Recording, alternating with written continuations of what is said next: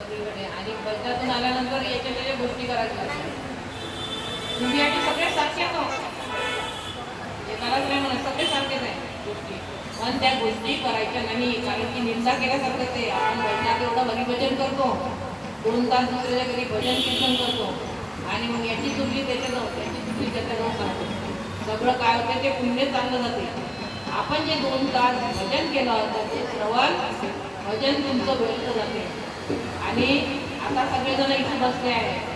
अंड्यावर चित्रगुप्त लिखाण चालू आहे आपला भवान सुद्धा हनुमान मंदिर मध्ये रमणा माधू इथं आणि सगळ्यांची नोंद झाली आहे तुमची सगळ्यांची नोंद झाली आहे तिथं देवाजवळ चित्रगुप्त लिहिणं सुरू आहे तुमचं त्याच्याजवळ असं वही कथा आहे आपल्याजवळ म्हणजे किती तारखेपासून कथा आहे चालू झाली किती श्रोते बसले आहेत सगळ्यांची नावाची यादी आपली आहे सगळ्यांची इथून देवजी पाहत आहे भगवान प्रत्यक्ष शिवशंकर या मंदिरात हजर आहे अशा प्रकारे एकादशी जो अन्न खाते तो काळते स्वान विष्णे समान म्हणजे विष्णा खाण्यासारखे होते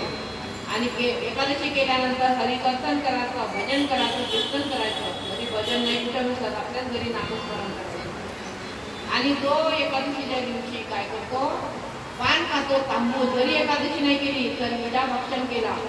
तर काय होतं विटाळ खाल्ल्यासारखं होतं आणि ज्या दिवशी एकादशीच्या दिवशी शेज भात करतो आणि कामिनीचा संग करतो त्याला काय होते क्षयरोग जडते म्हणून आपणच क्षयरोग कोणाला झाला तरी याला क्षयरोग झाला पण ते काही काही आचरण पाळायला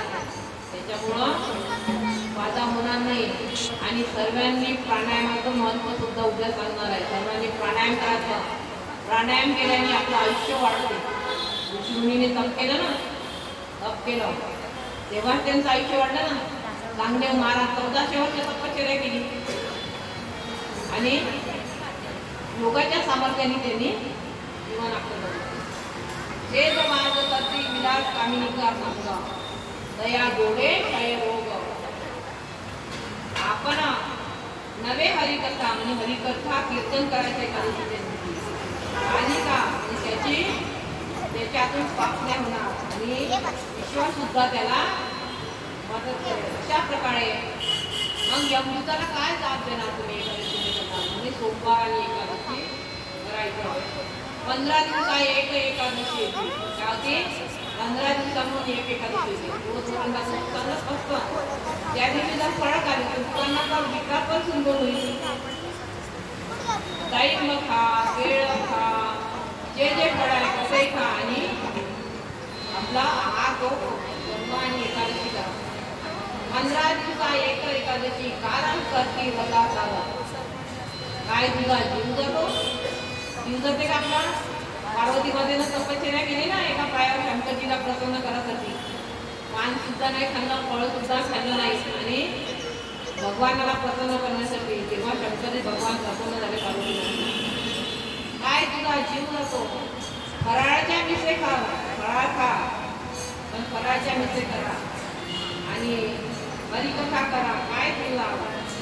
देवळाशी कशाला जातो तू मनासाठी उपवास नाही करत ना व्रत एकादशी घेतली पाहिजे सोमवार आणि सोमवाराला नाज एकादशी किती भाग्य आहे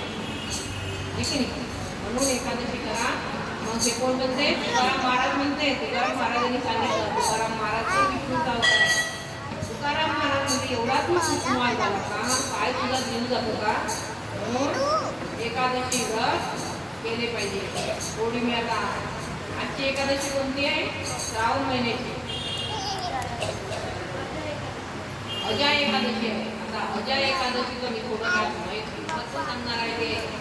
भक्तिपूर्वक ऐका गान श्रवण करणे